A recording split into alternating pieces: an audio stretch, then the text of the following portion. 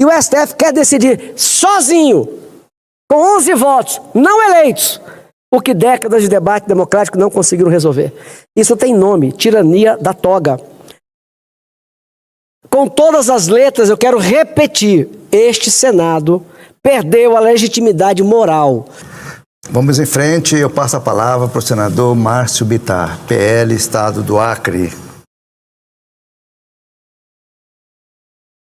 Senhor presidente, senhores e senhoras senadores, a população brasileira, pegar todo o discurso do senador Girão como prova, mais uma, do que eu vou afirmar aqui agora, senador Confúcio. Este Senado não tem mais legitimidade para sabatinar e para aprovar ninguém mais para este Supremo Tribunal Federal. Senhor presidente, senhoras e senhores parlamentares, o povo brasileiro que nos assiste, estou na tribuna para dizer de novo o que muitos aqui pensam, mas que às vezes poucos têm dito. Com todas as letras, eu quero repetir: este Senado perdeu a legitimidade moral para aprovar a indicação não apenas do Messias, mas de qualquer outro nome indicado pelo seu governo em fim de linha. Não é questão pessoal, é questão de coerência constitucional e de dignidade. Como é que o Senado vai aprovar um indicado para a Corte que humilha, castiga, usurpa e nulifica as decisões desta Corte, deste Senado? Porque dá alguns exemplos do que vem acontecendo e que justificam eu afirmar que o melhor que fazemos é deixar para o eleitor, que vai eleger 2/3 do Senado, que vai eleger um novo presidente, que esses novos eleitos indiquem quem quiser indicar, e o Senado aprova ou não. Se tivermos ainda um pouco de vergonha, nós não aprovaremos mais ninguém. Não é um, Zé Pedro, Manel, Bastião, é ninguém. Vamos lá, o inquérito das fake news. 7 anos de censura. Março de 2019, o presidente do STF, Dias Toffoli, esse mesmo da pousada Taiaiá, instalou de ofício, sem provocação do Ministério Público, o chamado inquérito das fake news e entregou para Alexandre de Moraes, sem sorteio.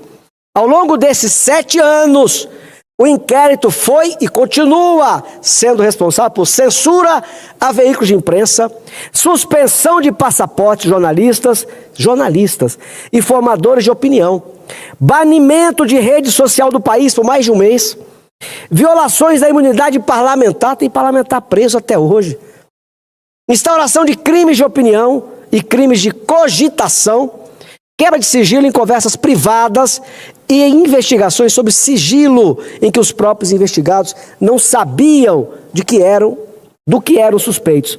O inquérito continua se alastrando. Na última semana, a Polícia Federal cumpriu um mandado de busca e apreensão contra o jornalista maranhense, terra do ministro Dino, que publicou reportagem sobre o uso de veículo oficial por familiares do ministro Flávio Dino. A decisão assinada por quem? Pelo xerife-mor da República, Alexandre de Moraes, que na própria decisão vinculou o caso ao inquérito das fake news. STF emitiu nota negando a correlação, mas a decisão de Moraes afirmou o contrário. Este inquérito das fake news é uma espada de Damocles sobre a imprensa, parlamentares e os cidadãos. É um instrumento de intimidação institucionalizada e a negação do Estado de Direito. Esse Senado tem ficado calado. CPI da Covid, do Banco Master.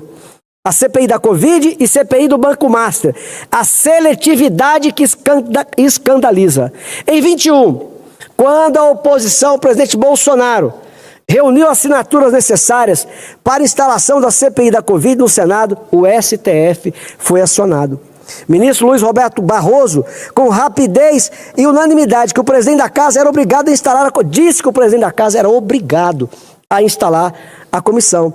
Não podia protelar, não podia obstruir, não podia negar. O STF defendeu com rigor a prerrogativa da minoria parlamentar. Agora, em 2026, com a CPI do Banco Master, tendo reunido as assinaturas necessárias na Câmara dos Deputados e no Senado, respeitando todos os requisitos constitucionais, o ministro Zanin decidiu suspender liminarmente a sua instalação. A mesma Constituinte, as mesmas regras, mesma prerrogativa parlamentar, mas decisão completamente oposta. A diferença entre os dois casos não está na lei, está nos investigados. Em 21, a CPI mirava o governo do meu amigo o presidente Bolsonaro. Em 26, a CPI do Banco Master ameaça expor relações entre o sistema financeiro e figuras de alta patente ligadas ao governo atual e ao próprio STF. Isso é jurisprudência de ocasião. É o uso da toga como escudo político. Quando a CPI investiga adversários do governo, o STF garante seu funcionamento. Agora, quando a CPI ameaça aliados deste governo, o STF a enterra. Marco temporal. Assunto, Zequinha Marinho, meu querido colega do grande estado do Pará. Assunto que leva tanta insegurança na área rural de todo o Brasil. Marco temporal, o STF contra a vontade do Congresso Nacional. Em setembro de 23, por 9 votos a 2, o STF declarou inconstitucional a tese do marco temporal. Até aqui tudo bem, dentro do debate legítimo entre os poderes. O problema vem em seguida, porque o Congresso Nacional, no exercício pleno de sua função legislativa, aprovou a Lei número 14.701 de 23, que institui o marco temporal como parâmetro para as demarcações. E o presidente Lula vetou, claro, a gente já imaginava, mas o nosso Congresso derrubou o veto. Esse é o mecanismo democrático funcionando. O que faz o STF? Voltou ao tema em dezembro de 25 e pela segunda vez declarou inconstitucional a lei aprovada pelo Congresso Nacional. Mais do que isso, o ministro Flávio Dino foi além e declarou que até propostas de emenda constitucional que tentem incorporar o marco temporal seriam materialmente inconstitucionais. Ou seja, o STF diz ao Congresso o que não pode nem emendar a própria Constituição. O ministro declarou, abre aspas, o Poder Legislativo não pode, sob qualquer pretexto, suprimir ou reduzir direitos assegurados aos povos indígenas, fecha aspas. Em outras palavras, o STF proíbe o Congresso de legislar sobre o tema, mesmo por emenda constitucional. Isso não é controle constitucional. Isso é usurpação do poder constituinte. O STF transformou-se em poder acima de todos os outros, inclusive acima do próprio povo que elegeu esse Congresso. E qual a consequência prática? Tá aí, o MST promoveu agora 9 invasões em um dia só, em 7 estados da federação. Aliás, o MST viaja de jatinho ao lado do presidente da República, a primeira viagem internacional para a China. Lá levaram o Stedley, um sinal claríssimo de como esse governo relativiza o direito à propriedade. Resultado, insegurança jurídica no campo explodiu de novo. Produtores rurais com títulos legítimos veem suas propriedades ameaçadas por um processo de demarcação sem critério temporal, definido, sem indenização garantida, sem previsão de conclusão. Isso não é proteção de direitos indígenas, isso é caos institucional imposto pelo Supremo. E aí, senador Zequinha, uma frase que eu venho dizendo sempre: que adianta ter 14% de terra indígena com índio pisando em cima de riqueza e morrendo de fome? Quero dizer mais uma vez, quem segrega e mantém segregado os indígenas do Brasil é a esquerda, que toda vez que nós tentamos liberar terra indígena para atividade econômica, são eles, há mais de 30 anos nesse Congresso Nacional, que impedem que o índio tenha liberdade, em querendo, de explorar sua riqueza para melhorar o seu padrão. Enquanto isso, a gente vê cenas e mais cenas de índios morrendo de fome. Lewandowski e a lei das estatais, lembram disso? A gente vai esquecendo, como disse aqui o Girão, você vai esquecendo. O ministro Ricardo Lewandowski, aquele que presidiu a sessão do impeachment da Dilma, que separou a Constituição, suspendeu por decisão liminar trecho da lei das estatais. Essa lei veio depois do escândalo do Mensalão e do Petrolão. O Congresso Nacional fez o seu papel. O que é que faz o ministro Lewandowski? Cancela a lei, porque o PT ganhou a eleição, ganhou não. Levou. E o time é revelador. A decisão de Lewandowski não vem em resposta a nenhuma injustiça concreta.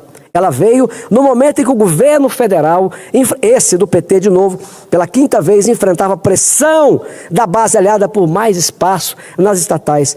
Um ministro do STF, indicado pelo presidente da República, derrubou uma proteção anticorrupção aprovada pelo Congresso, porque a lei previa quarentena para poder assumir uma estatal. E aí ele derrubou para abrir caminho de novo ao aparelhamento político que beneficia o próprio governo que o indicou. E virou ministro desse mesmo governo. Quer dizer, não é à toa que as estatais que pararam de dar escândalo de corrupção nos 4 anos do Bolsonaro voltaram. Porque, inclusive, o ministro Lewandowski, do Supremo Tribunal Federal, depois ministro do Lula, foi o que derrubou a lei que o Congresso aprovou, que dava uma certa defesa para o assalto às estatais, que agora já voltou. Aborto. O STF decidindo que o Congresso jamais aprovaria.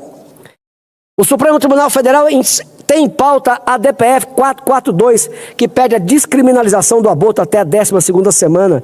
Já foram proferidos 2 votos favoráveis, da ex-ministra Rosa Weber e do ex-ministro Luiz Roberto Barroso, ambos curiosamente apresentados às vésperas das suas aposentadorias. O julgamento está suspenso por pedido de destaque do ministro Gilmar Mendes e aguarda retorno ao plenário, mas o STF já sinalizou claramente a sua disposição de decidir o tema por conta própria, sem lei, sem debate no Congresso, sem referendo popular. Em maio de 24, o ministro Alexandre de Moraes foi além. Suspendeu monocraticamente uma resolução do Conselho Federal de Medicina que proibia a utilização de uma técnica de interrupção fetal em gestações de mais de 22 semanas. Ou seja, Moraes sozinho interferiu nas normas éticas de uma categoria profissional para ampliar as hipóteses de aborto, sem nenhuma lei que autorizasse a tanto. Senhoras e senhores, a maioria esmagadora do povo brasileiro é contrário ao aborto. A maioria esmagadora deste Congresso é contrária. E o STF quer decidir sozinho, com 11 votos não eleitos, o que décadas de debate democrático não conseguiram resolver. Isso tem nome: tirania da toga. Outra, liberação das drogas, legislando sem mandato. Em julho de 24, após 9 anos de sucessivas suspensões e interrupções, o STF conclui o julgamento que descriminalizou o porte de maconha para uso pessoal. O STF não para por aí. Com a DPF 442 pendente de julgamento, há uma janela aberta para que a Corte avance sobre a descriminalização do aborto pelo mesmo mecanismo. Declarar que a lei existe, mas não produz efeitos constitucionais. É o ativismo judicial como método de governo. Esse Senado aprovou uma PEC, se eu não me engano, de autoria do ex-presidente, que proíbe a descriminalização de qualquer droga. E o STF já sinalizou que pode considerá-la inconstitucional. O IOF, alguém se lembra ainda do IOF? Quando o STF anulou os votos do Congresso. Em junho passado, esse Congresso, com 383 votos da Câmara e votação unânime do Senado, derrubou os decretos presidenciais que aumentavam o IOF em flagrante desvio de finalidade. E o que aconteceu? O ministro, mais uma vez, Alexandre de Moraes, decidiu sozinho, sem submeter o caso ao plenário do STF, e restaurou os decretos presidenciais. O rombo das estatais e o Banco Master. Isso aqui é só um pouco, hein? Os Correios registraram prejuízo de 5,6 bilhões em 25, após 2,6 bilhões em 24. O maior colapso financeiro da estatal em décadas. O déficit das estatais federais chegou a 6,35 bilhões em 10 meses. O governo respondeu com o quê? Com um empréstimo emergencial de 20 bilhões com garantia do Tesouro, ou seja, dinheiro público.